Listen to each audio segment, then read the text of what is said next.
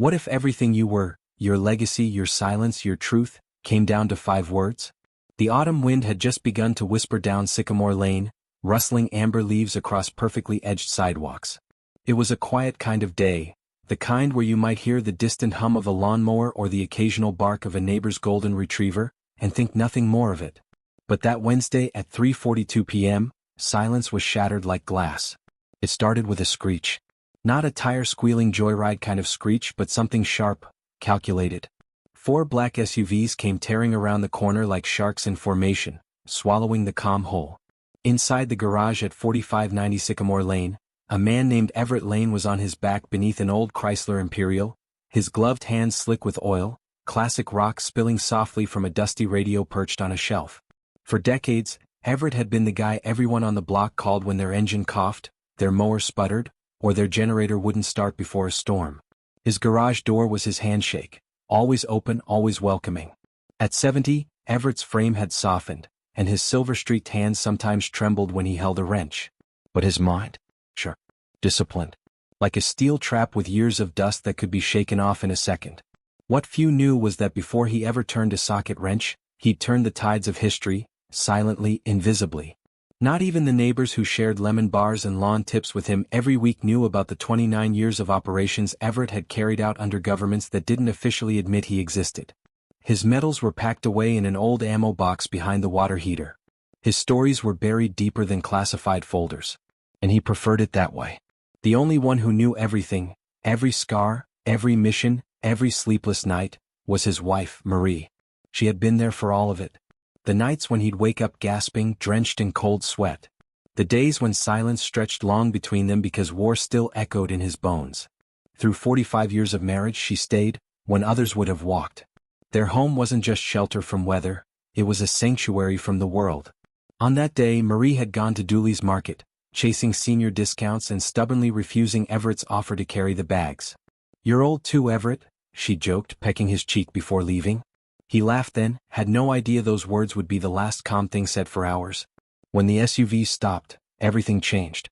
Doors exploded open and out poured men in armor, helmets down, rifles raised. Shouts broke like thunder. "Police!" Everyone on the ground. Everett rolled out from under the car, hands raised, oil darkening the creases of his palms. "There's a mistake here," he began, calm but firm. A rifle barrel leveled at his chest said otherwise. "Down. Now." He moved slowly. Hands visible. Heart steady. His knees touched pavement and his cheek met the cool concrete. He didn't resist. He didn't even raise his voice. And then he heard the words that tore the air in half. "Secure the house." His breath caught. At that exact moment, Marie's beat-up blue sedan turned into the driveway. She stepped out smiling, cradling paper grocery bags against her chest, bananas, oatmeal, eggs. Her hair was tucked under a knit cap. She looked every bit the grandmother who'd never hurt a fly. "Ev, what's going on?" she asked, genuine concern coloring her voice. 3 rifles snapped toward her in unison. Trained on her like she was a threat. "Drop the bags. Hands up." She froze. The bags still clutched in her arms. "Please," she said softly, voice trembling. I'm just an uncompliant," a younger voice barked. "Taser deploying."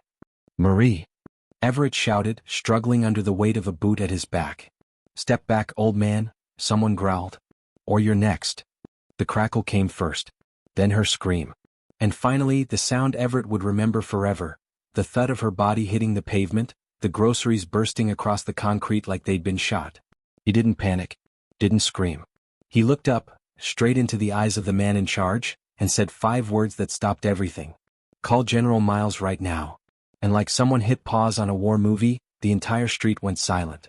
For most people on Sycamore Lane, Everett Lane was just the quiet guy with the vintage cars, the one who handed out king-size candy bars on Halloween and never missed Sunday church, even if he sat way in the back. To the neighborhood kids, he was Mr. Lane, the magician with grease-stained jeans who could resurrect any broken-down scooter or skateboard with a screwdriver and some muttered wizardry. They'd crowd his driveway after school, trading jokes for tool lessons, while he patiently taught them the art of listening to machines. But to a select, shadowed corner of the intelligence community, one so deep it didn't officially exist, Everett was something else entirely. He was a ghost. Codename Atlas. A man who'd moved in and out of countries without ever leaving a trace. The kind of operative who never needed to fire a shot to dismantle a regime. His specialty wasn't brute force, it was unraveling systems from the inside. Psychological warfare. Infrastructure sabotage. Asset turnarounds. The kind of missions where, if done correctly, no one even knew a war had been fought. Before Everett Lane ever lifted a wrench, he dismantled entire governments with whispers.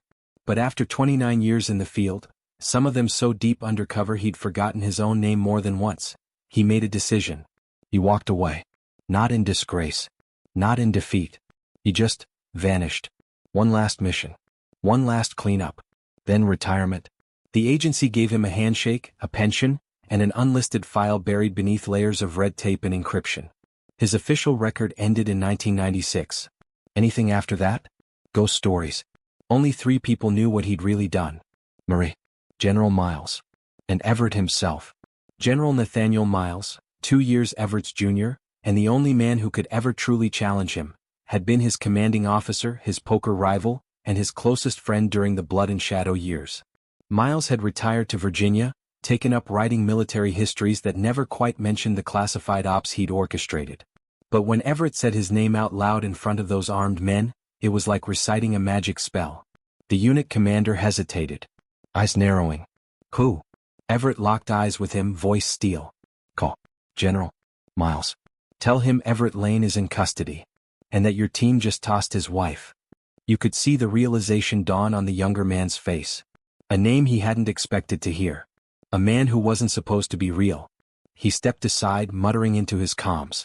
And as the agents formed a loose perimeter, lowering their weapons just slightly, Everett crawled over to Marie.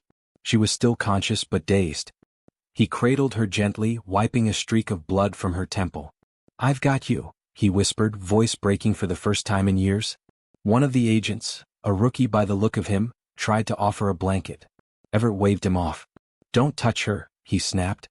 You already did enough. 15 minutes later, a sleek black sedan pulled up behind the last SUV. Out stepped a man in his 70s, still ramrod straight despite the cane in his hand. General Nathaniel Miles didn't walk, he surveyed. He took one look at Everett, at Marie, at the young team commander stammering excuses, and his face went cold. You deployed tactical gear on Everett Lane? He asked, voice low, deliberate. I didn't know, sir. His name flagged a ghost file and... Exactly, Miles cut him off. You didn't? No. Then in a tone that could crack concrete, get out. No one argued. Within 10 minutes the SUVs were gone. Marie was wrapped in Everett's arms on the front porch, sipping tea with trembling hands. The groceries, half smashed and broken, still lay scattered on the driveway. No one moved to clean them up. The moment was too sacred. Too raw. General Miles sat across from them. I thought you disappeared for good, he finally said. Everett met his eyes. I did. Then why are you back? Everett didn't answer right away. He looked at Marie, her head resting lightly on his shoulder, her eyes closed. Then he said something Miles wasn't expecting. I think I stayed gone too long. There's a strange kind of silence that settles in after chaos. Not peace, something else. Heavier. Like the air is holding its breath, unsure of what comes next. Everett sat beside Marie on the porch swing, its slow creak the only sound between them. Her tea had gone cold. The ice had melted in his glass. But neither of them moved.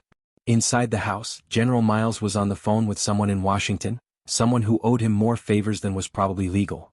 His voice was muffled, but the weight of his words seeped through the walls. Everett stared at the dark outline of the grocery stain on the concrete. A bag of oranges had rolled under the bushes. One sat out in the open, bruised and split, like a wound that wouldn't close. He didn't even realize he was gripping the armrest until Marie placed her hand over his. It's not your fault, she whispered. He didn't believe her. Not yet. The truth was, Everett hadn't left the agency because he was tired. Or even because he'd seen too much.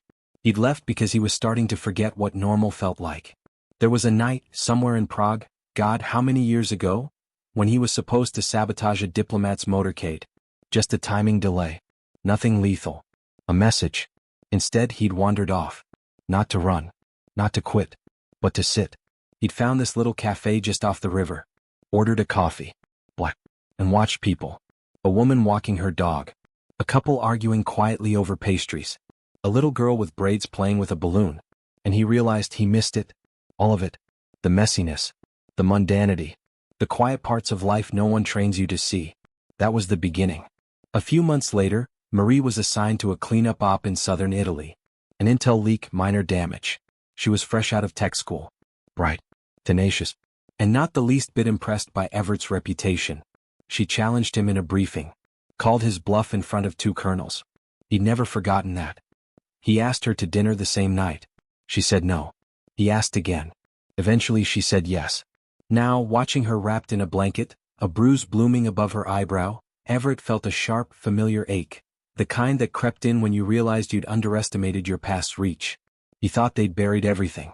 Their new lives were carefully built. He worked on old engines. She taught advanced math at the local community college and designed learning software on the side. They went to movies, argued about grocery lists, hosted neighborhood potlucks where everyone thought Marie's lasagna was secret family recipe. It was from a box. But even shadows, when stretched long enough, can bend around corners. The breach at the agency must have been big. Big enough for someone to dig deep, find an old flag and raise it. Miles stepped back out onto the porch, phone in hand. It was real, he said flatly. They're not denying it. But the order didn't come from anyone with authority. Someone rogue. Someone with access. He handed Everett a folder. The kind that didn't have any markings. Just a black tab and the word, Echoes. Everett opened it slowly. What he saw made his stomach twist. Photos. Surveillance stills. Old safe houses long abandoned. Names, some he hadn't thought of in decades. One was circled in red. It was Marie's. He looked up. This wasn't about me. Miles nodded, face grim. She was the target. They sat in silence again, but it wasn't the same silence. This one hummed with tension. With questions. With fear. But also resolve. Everett looked at Marie, who'd been quietly reading over his shoulder. She met his gaze and gave a single, determined nod. They weren't running. Not this time. They say old habits die hard. For Everett it was muscle memory. For Marie it was instinct. Within 10 minutes of opening that folder, every light in the house had been turned off. Every phone was shut down, batteries removed. The laptop hard drives were wiped. Marie even dumped a small pouch of iron shavings into the garbage disposal, an old agency trick to destroy trace sensors. It wasn't paranoia. It was protocol. Everett moved like a ghost through the garage, fingers brushing over tools and wires. He reached behind the second toolbox, lifted a hidden panel and pulled out a battered case. He hadn't opened it in years.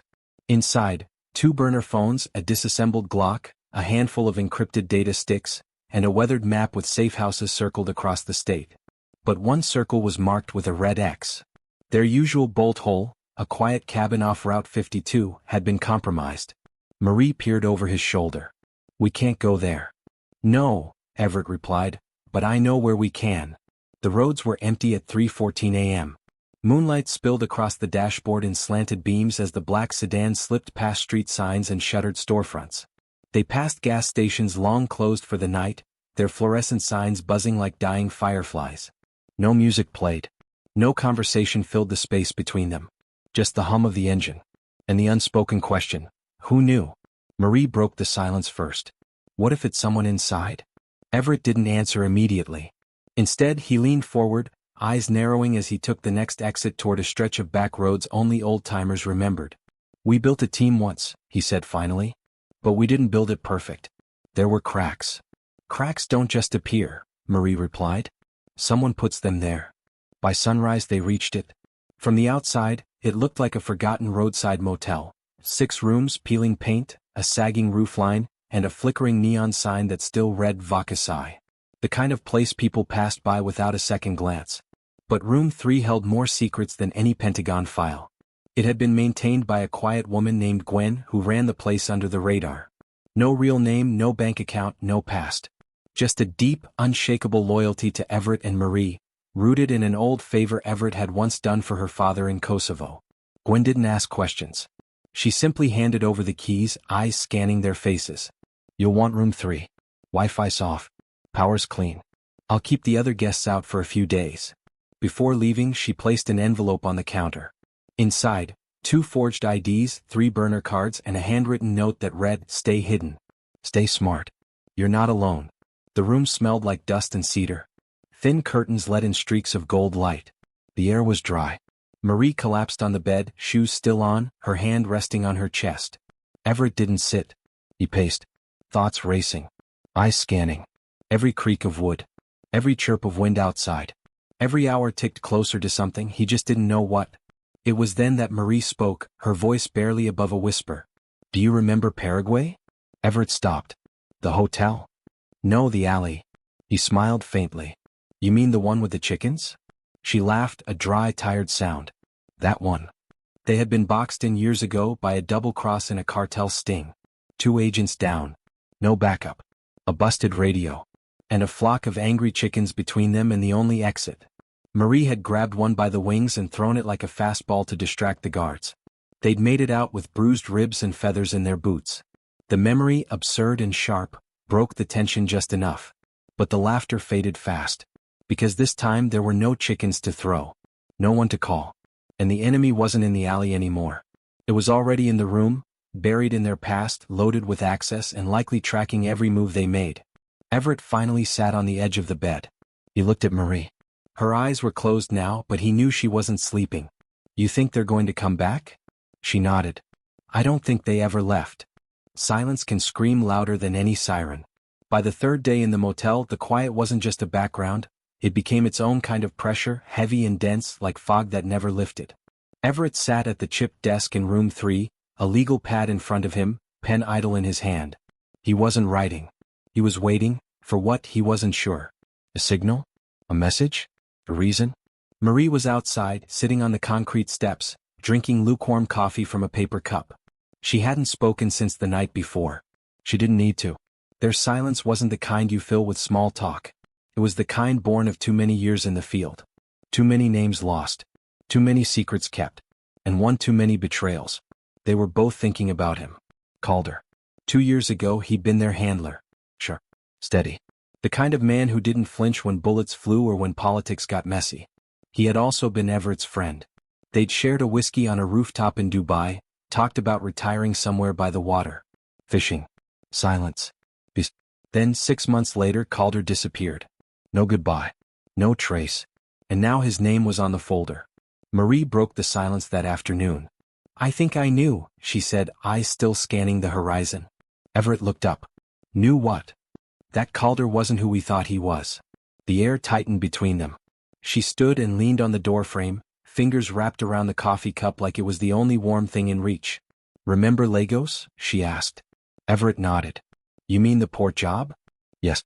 He told us to stay out of the dockyard that night. Said the intel was too soft.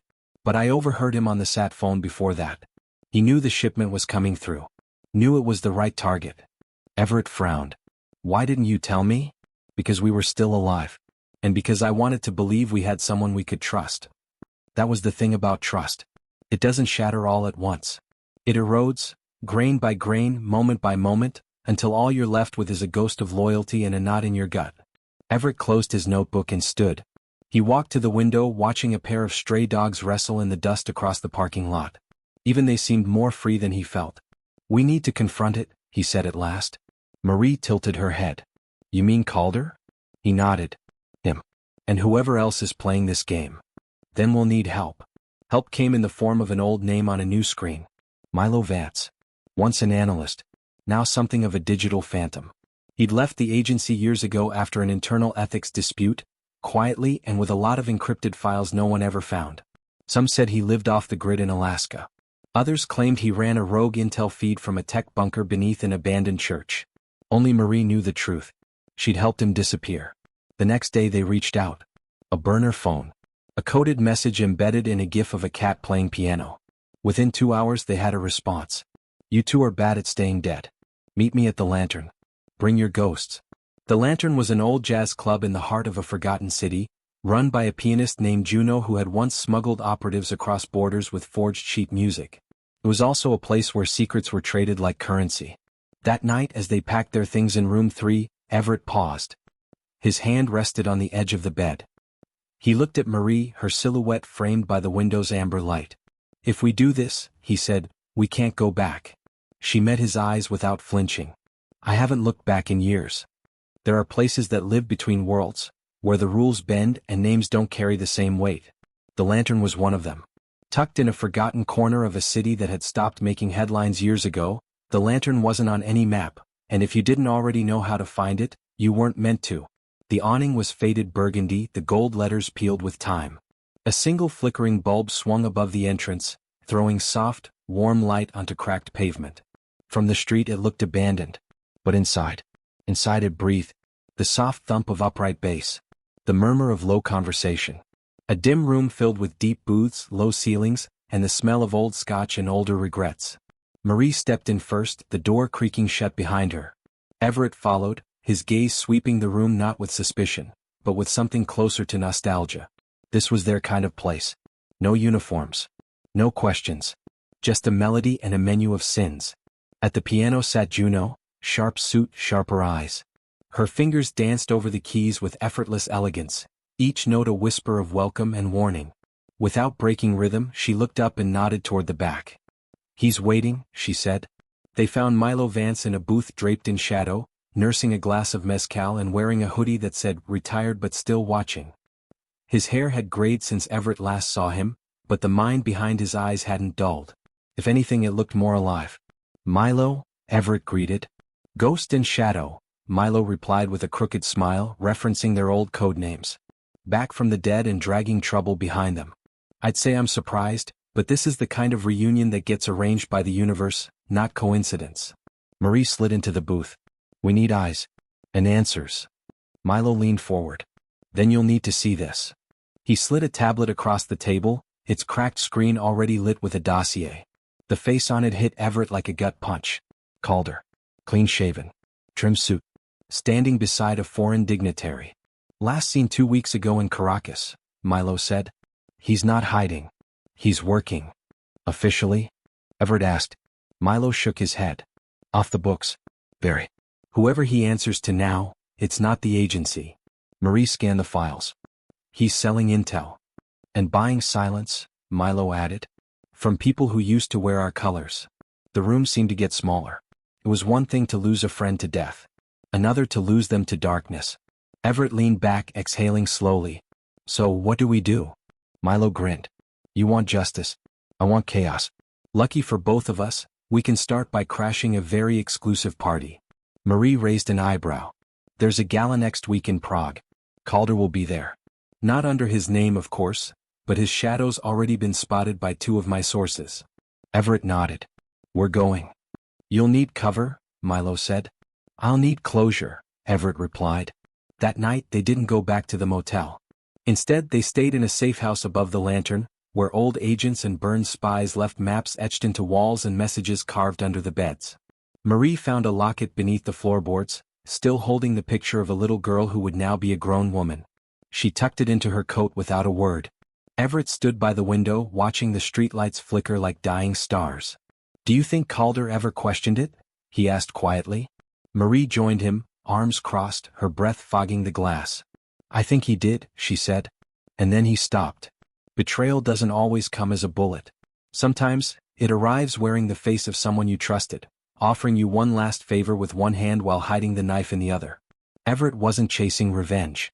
He was chasing the part of himself that had let his guard down. The part that still hoped there were lines that people wouldn't cross. But as Juno's piano wept through the floorboards and Milo's files lay scattered across the room, it was clear. This wouldn't end with 5 words. It would begin with one: confrontation. There's a particular kind of cold in Prague in early November. Not the bite of winter, not yet. But a creeping chill that seems to rise from the cobblestones themselves, winding its way into your boots and bones, carrying stories from 1,000 years ago. It was the kind of cold that made people walk faster, speak quieter, and trust a little less. Perfect for a spy.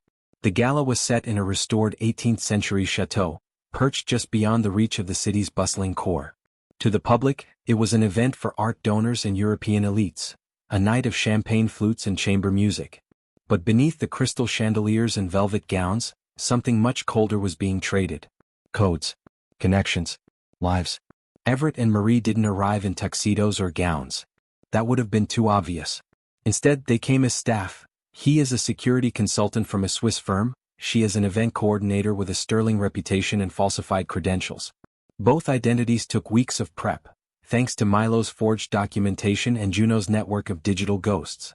Inside, everything sparkled. Gold fixtures, ivory candles, and a string quartet playing something melancholic in a minor key. But Everett couldn't shake the sense that everyone was watching everyone else. Not for charm. Not for small talk. For leverage. Milo, of course, had inserted himself into the guest list. He walked into the event in a perfectly tailored midnight blue suit, flashing a lopsided grin and name tag that read Michel Valentin, Independent Arms Analyst.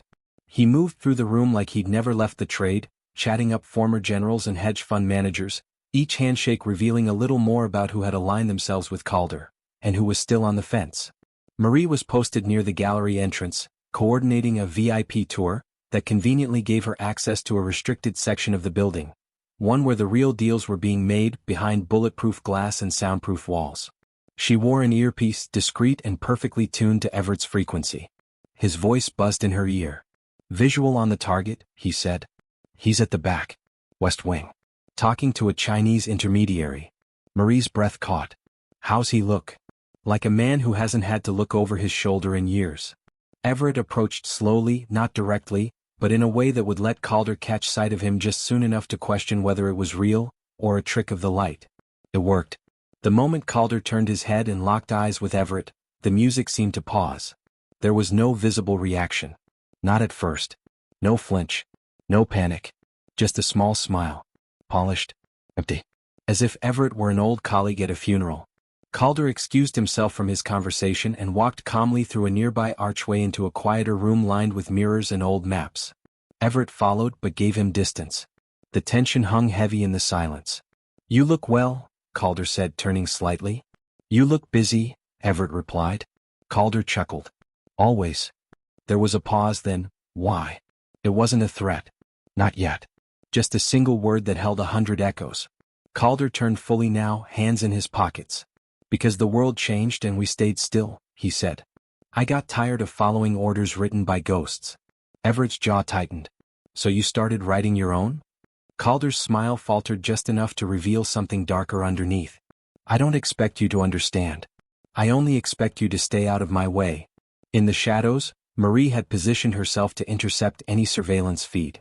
She watched the encounter with unease, her fingers hovering over a switch that could black out the room if things went sideways. Milo's voice crackled through the comms. "We've got company. A merc from Bogota just walked in. Not subtle. Might be backup." Marie cursed under her breath. "We don't have long." Everett took a step closer. "I'm not here to beg. I'm here to end it. You don't get to keep rewriting the rules just because you didn't like the last chapter." Calder's eyes hardened. "Then I guess we're writing different books." There was no gun drawn. Not here. Not yet. But both men knew it was coming. Just not tonight. They left the room without ceremony. Marie merged into the flow of guests again. Everett made his way toward a service stairwell, his mind already racing through contingency plans.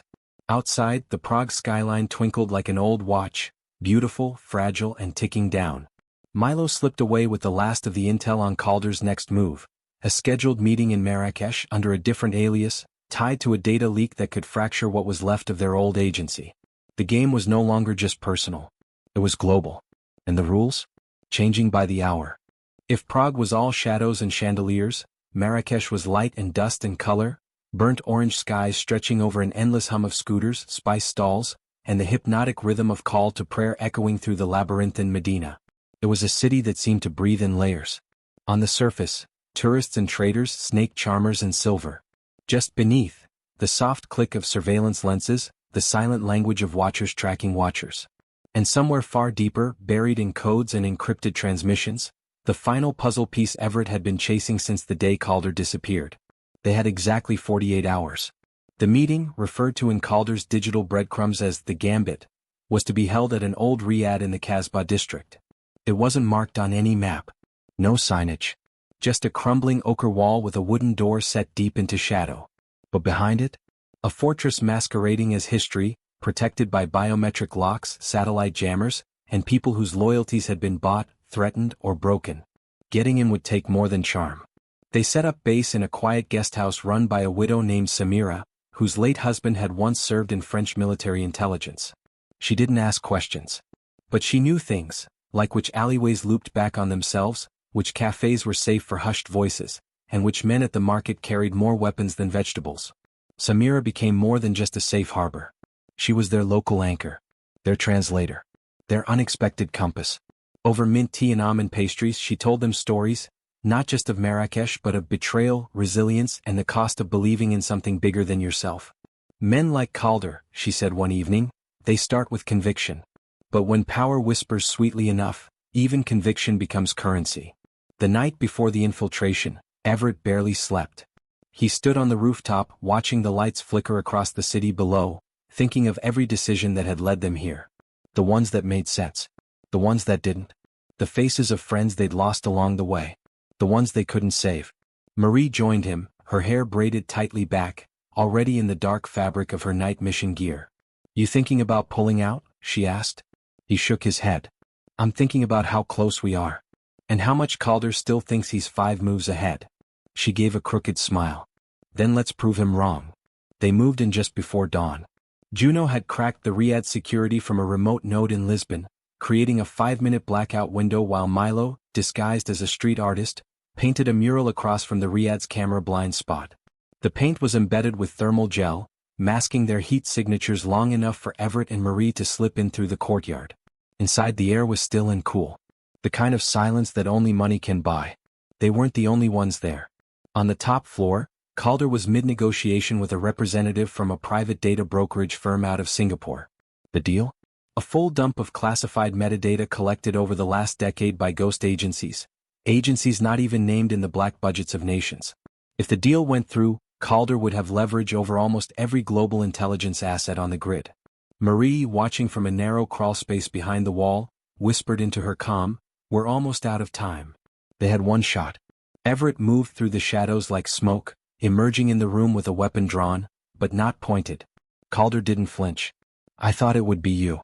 You're not walking out of here with that drive." Calder smiled, his fingers drumming on the mahogany table. "Everett, you never understood the future wasn't about stopping things.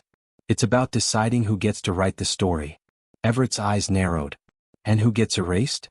The tension snapped like dry kindling. A scuffle. A single flash drive knocked to the ground.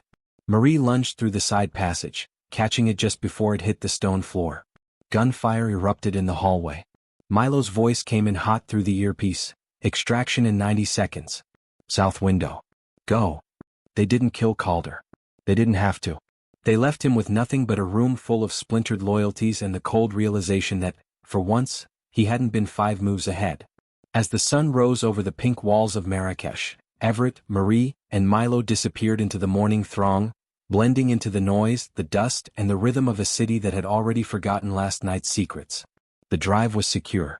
The agency's secrets, for now, still protected. But they all knew it wasn't the end. Just another pawn moved off the board. And somewhere, in another corner of the world, a new game was already being set.